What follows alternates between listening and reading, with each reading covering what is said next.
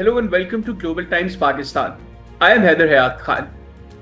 Viewers, weapons of war keep evolving, but the objective has always remained the same: to gain control over power and render the adversary helpless. Once swords and cannons played this role. Then came the atomic bomb, which shook the world to its core. And now it's space that's stepping into the spotlight. A new militarized race has begun among the stars and planets. A race whose outcome will not be decided on land but above the skies. China's alleged HQ29 system is the latest chapter in this unfolding race.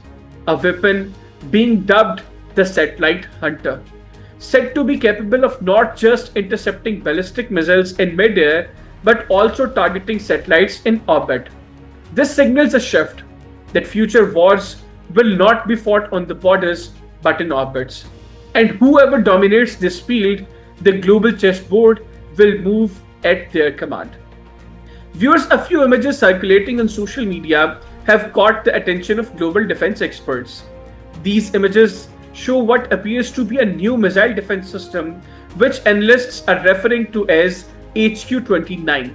These visuals shared on local Chinese platforms show a 6-axle transporter being moved via rail carrying two large missile containers.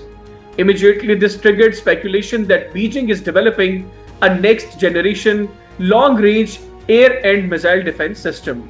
The launcher in the images featured two missile canisters, each around 1.5 meters in diameter, suggesting a system larger and more powerful than China's current interceptors.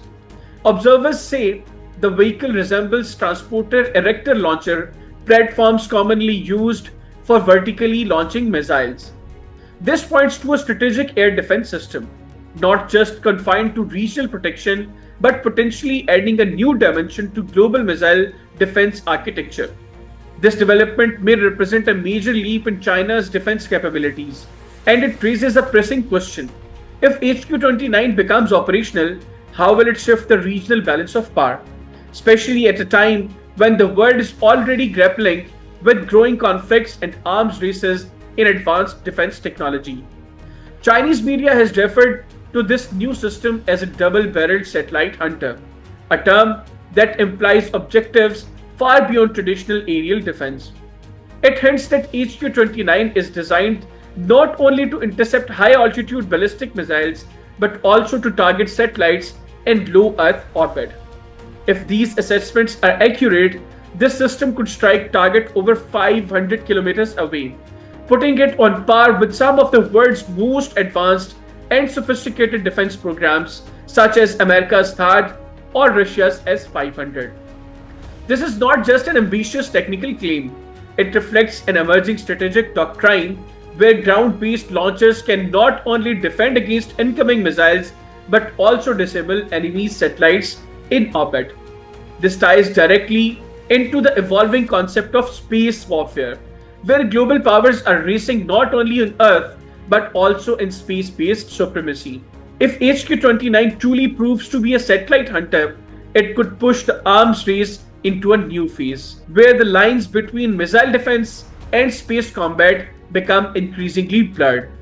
Although Beijing has not officially confirmed the existence of HQ29, military analysts and image analysts believe this system could mark a significant leap in China's current defense arsenal. China's existing high-altitude interceptor, the HQ-19, uses kinetic kill technology and is considered comparable to America's THAAD in terms of performance. However, HQ-19 is mostly designed for terminal phase interception, that is the final stage of a missile's flight. In contrast, the other members of the HQ family focus on low-altitude terminal defense and lack the range or capability to engage mid or high-phase ballistic threats. Experts say the potential arrival of HQ29 could fill this gap, offering China a system that balances its current defense lineup with strategic level interceptors like America's SM-3 and Russia's S-500. Even though China has not officially confirmed or commented on the HQ29 system, describing it as a hunter of both missile and satellites clearly indicates that China does not want to limit its military capabilities to just defensive boundaries. Rather, it aims to achieve the same objectives in space that the US and Russia have been chasing for years through advanced technologies. This context highlights the accelerating arms race among global powers, where each nation feels compelled to extend its security parameter beyond the Earth. And this will have significant consequences for the future balance of power and strategic equations. If HQ29 is indeed fielded as a real working system, it will fit seamlessly into China's broader strategic roadmap, which aims to extend its strategic dominance, curb the freedom of action of adversaries, and invest heavily in a layered missile, space, and defense resilience network, especially since the Trump era aimed fears that China's satellite and defense networks could be vulnerable to new countermeasures. Meanwhile, Russia is progressing rapidly in the development of its S-500 system, which goes beyond missile defense. It includes ambitions of space control. With this context, the appearance of HQ29 places China alongside the Russia and the US, further complicating the global arms race, where the battlefield is no longer limited to land borders but now includes space as a decisive arena of strategic confrontation. Beijing is no longer confining its defense architecture to Earth. It seeks to reshape the strategic environment of space on its own terms. The dual role of HQ-29 as a ballistic missile interceptor and an anti-satellite weapon points to a new reality, that future military rivalry won't just revolve around the range or speed of weapons, but around who controls the infrastructure of space. The United States has already declared space as critical infrastructure and made it central to its national defense strategy. Russia is expanding its reach to space with exotic systems like the S-500, and now China with HQ-29 is sending a clear message: we are not lagging behind, we are building missile shields, yes, but we are also serious players in space denial strategy.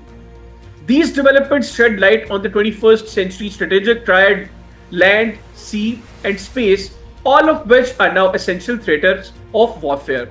After World War II, the balance of power rested on nuclear weapons. The US proved with Hiroshima and Nagasaki that wars are not just won by military strength but the nature of weapons. During the Cold War, the entire concept of deterrence revolved around nuclear arsenals. Both the US and the Soviet Union knew that the fear of mutual assured destruction was the only thing maintaining balance. But a major turning point came in the 1980s when President Ronald Reagan introduced the Star Wars program, the moment space was first envisioned as a strategic battlefield. Though the technology was not ready then, the strategic mindset shifted. Wars of the future would not just be fought on land or sea, but in space. Now in the 21st century, that vision is turning into reality in the form of Russia's S-500, America's THAAD and SM-3, and China's anticipated HQ-29. These are clear indicators that often nuclear weapons, space and missile defense systems are becoming new measure of power. Nuclear weapons are considered a last resort, while control over space is fast becoming the first strike capability, one that could paralyze an enemy before a war even begins. If a country like the US, which relies heavily on satellites for its military operations, loses ground in space, its entire war machinery could be crippled. So now the real question is, who will lead the race? Because the wars of tomorrow will not just be fought on the earth, they will be fought in space. Thank you very much.